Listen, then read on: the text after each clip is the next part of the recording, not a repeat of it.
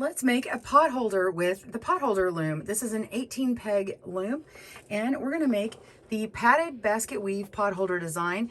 It's a fun twist on a checkerboard with a spot of color in the center of each square. This reversible pot holder uses 2 colors and is an easy beginner project. You can find a detail of the chart on this design at Piglet's Potholder Patterns, and this is the padded basket weave 18 peg, shared with permission under Creative Commons. Welcome to GoodKnit Kisses. We're all about helping you stitch your love and love your stitches. This pattern has written instructions and links to fully captioned right and left-handed video tutorials for your convenience, as well as the link to the chart that we refer to for this pattern. So visit our link down in the video description below to jump to our blog. If you would like to purchase an ad-free version, you can get that on our Ravelry and Etsy stores, but we will not be publishing the Creative Commons chart. There will be a link in that PDF though, and we will have fully written instructions for each pattern that we make in this series. For materials, you're going to need your weaving loom for pot holders. This is a 3/8 inch spacing, and it has a more narrow spacing than some others. As long as you have 18 pegs across, you can work this pattern. It'll just have a slightly different size than the one I'm showing here today.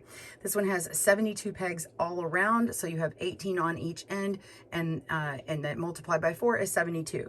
This loom in particular is a CinDwood loom, and I'm working with their 3/8 small 7-inch pot holder loom, and it makes roughly a 5 by 5 inch square.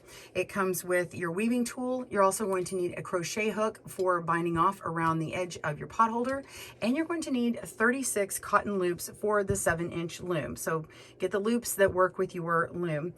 We're working with color A, which is 18 loops of yellow, and then color B, 18 loops of purple. I recommend a contrasting color to really make your design pop out. All right, let's begin. So we're going to begin with the warp. We're going to place all color A loops, which is yellow in this case, vertically from top to bottom, or you could place them bottom to top using all pegs. Doesn't matter which peg you put in first. Go ahead and do that. Pause your video if you need.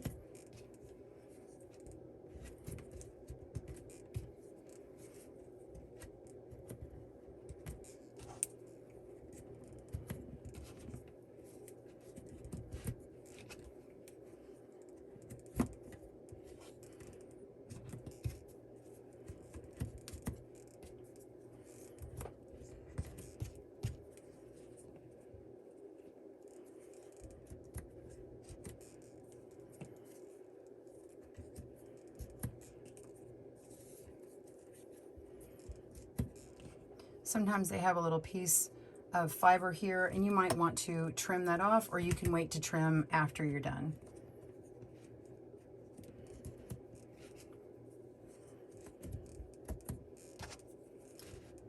So the last few. All right, now that we have all of our warp on, we're going to begin our weaving pattern. I'm going to grab our color B and set it over here. And we're going to begin with row 1. This is a 6-row repeat, and we're going to begin with weaving under 3 and over 3. So we're going under these very first 3 here. Make sure you're grabbing, when I say 3, I mean a pair where this is the loop. So we're going under an entire loop, and I'm calling that 1. So we're going 1, 2, 3, these first 3 pegs, under, and then place it on that very first peg. In our case, I'm putting it with the dark peg up here. And so we're going under 3 and over 3, and repeat again. I'm skipping those next 3, and I'm going under 3, 1, 2, 3, and over 3, repeat again, under 3, over 3, and place on the very last peg here.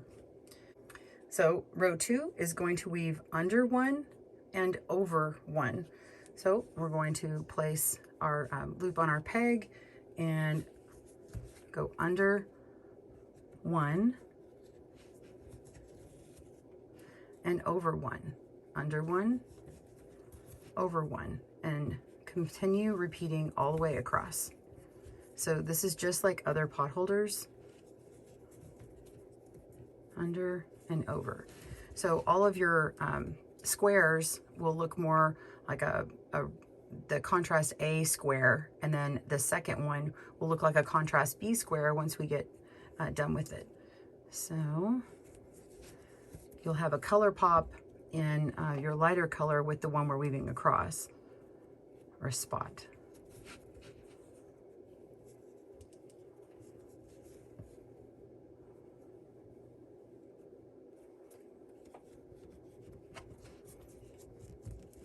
All right, all the way to the end, and put that on, double checking, make sure I didn't split anything. These first few rows really establish your pattern, so make sure you've got that right. Now we're going to move on to row 3, and it's just like row 1. We're going to go under the first 3, and I like to pull that under and then place it on my loop, and then over the next 3, and then go under the next 3, and keep going. I don't really need my my tool for this until it gets towards the end. It's just easier with my fingers. All right, you can see that we have some squares established. See that purple? You don't really need to push these all the way to the end, but I just want you to see that it looks like we have what's going to be a yellow square, purple, yellow, purple, yellow, purple. All right, so now we want to work on rows 4 through 6, and we're going to weave over 3, under 3. Grab our loop. We're going over these first 3 and under the next 3, and they're easier to grab because you can see that color block from before.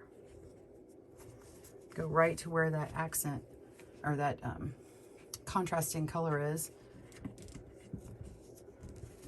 and then place it. All right, grab our next one, and now we're going to go over 1, under 1, and repeat that across. So we're going over that first one, so I'm just going to go into the second and then place that loop and continue.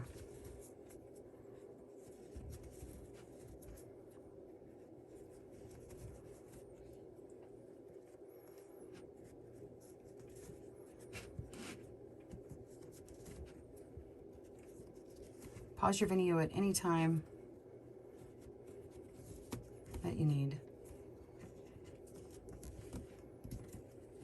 Make sure you're filling up one by one, you're not skipping any pegs. All right, last one in this row, and you're going to repeat what you did on row 4 onto row 6. We're going to weave over 3, under 3.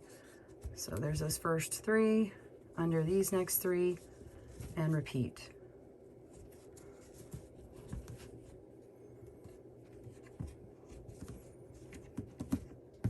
And there you have the first 6 rows. You can really see those blocks really well. So continue by repeating rows 1 through 6 2 more times, and this will be filled out the next time you see me, and we will begin by binding off. So I'm going to do this very next row, row 1, just to show you establish it again. Again, we're going under 3, place that loop, over 3, under 3, over 3, under 3, over 3, and you can see that start to establish again. All right, pause your video. Okay, so I want to stop short of my last 3 rows and show you how to use the weaving tool, and because I was able to do the rest of this with my hands, but I think on the last few it's harder to do. So I'm going to show you especially a trick in this particular pattern. The 4th and 6th row are exactly the same, so I'm actually going to pull them through twice and leave spacing, and then I'll work on the 5th row. To do that, I'm going to grab the short end of my weaving tool and come in from the opposite side, and we're going to be pulling our loop all the way across here. So I'm going to go underneath these first, the last 3 loops, just go in between, and just got the hook down like this, and then come up those 3, and then push down those next 3, go under and over 3 this whole way across until you get to the beginning 3, and you can see it come out. Now we can grab our loop on that hook and then turn it downward and go underneath those next 3 loops, and we can place our loop on this peg here and then pull it across. You just got this flat, you're just gonna pull all the way across, and then pull up, and then place it on the same loop all the way across here. you can actually go ahead and do that again, and then we're going to place it on the last peg, and then all you have to do is weave over under one across for the second to last peg. Let's do this again. So it's already really well established. And do that again. And you could have actually pulled both of them through at the same time and do it at the same time here, but I'm just going to pull through, lift up, and place it. There we go. And you've got a gap, and we're going to need to put in this one here. So we're going over and then under one, under one. So over this top one and under the next one.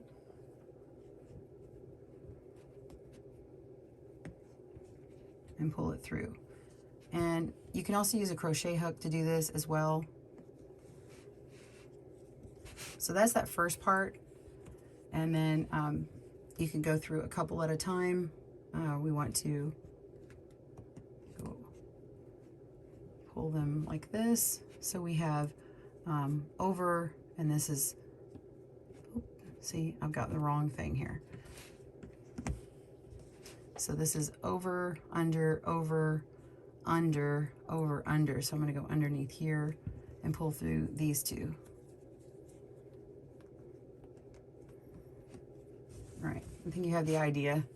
So, all right, I'm going to continue weaving this and pause your video, and I will see you at the end.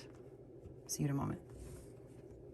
Now that you have your complete design, you're going to want to bind off with a crochet hook. You'll begin by starting at one corner, and I like to grab that corner, pick it up, and go up to the next row. So I'm grabbing the one on the end here and going up here at the next corner and looping through and going to the next one and looping through. So you're taking the back loop over the loop that you just picked up. So pick up one, pull it off, lift up and over,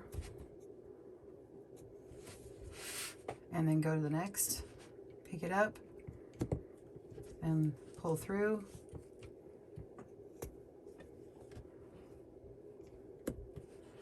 and continue. And you can even pick one of these loops up every so often and place it back on the loom, and it will continue with tension as you go around.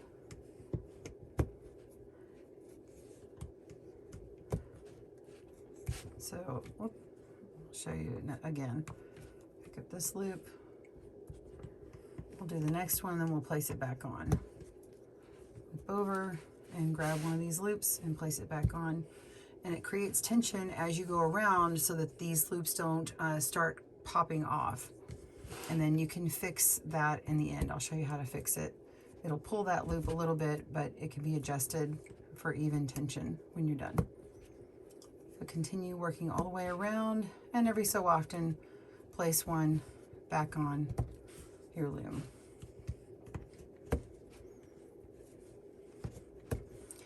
I'll go ahead and come to the first corner and show you how to continue, just as a reminder. And then you'll go all the way until the last few stitches, and I'll meet you there. So let's come to the end of this straight away here. Okay, I just did the last one. We're going to turn it and pick up the corner loop and pull through. And I just kind of put my finger down here and do the next one and pull through. So we did all the yellows on this side. We can put that back on for tension. And then now we're doing all the purple.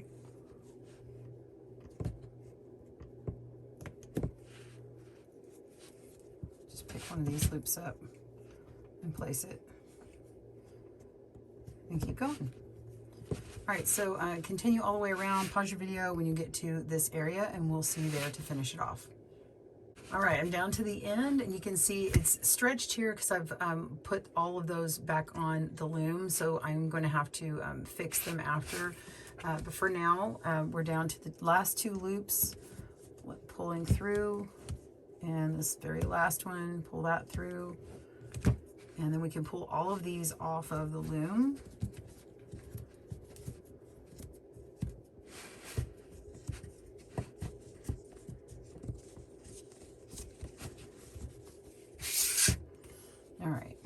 So I'm just going to leave that loop nice and loose and go to these and just pull through. So there's a tighter loop here on the front, and I can just pull that through for tension.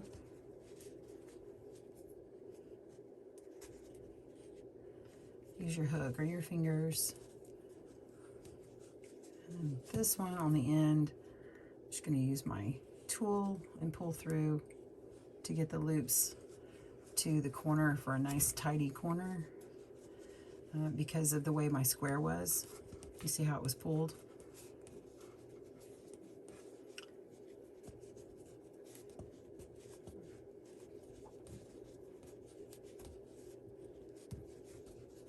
And then make this an outside corner. We want to make sure that this square looks more in the purple side. So I'm just pulling that tension out. Because we had the over 3, under 3, we really want to make sure that that square looks like a solid purple here in the corner. Fix my tension on some of these.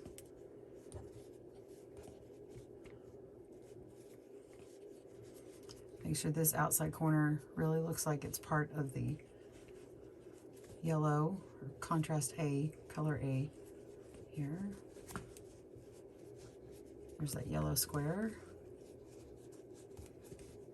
Continue working all the way around until I get to my last loose loop, which is this one. And there we go.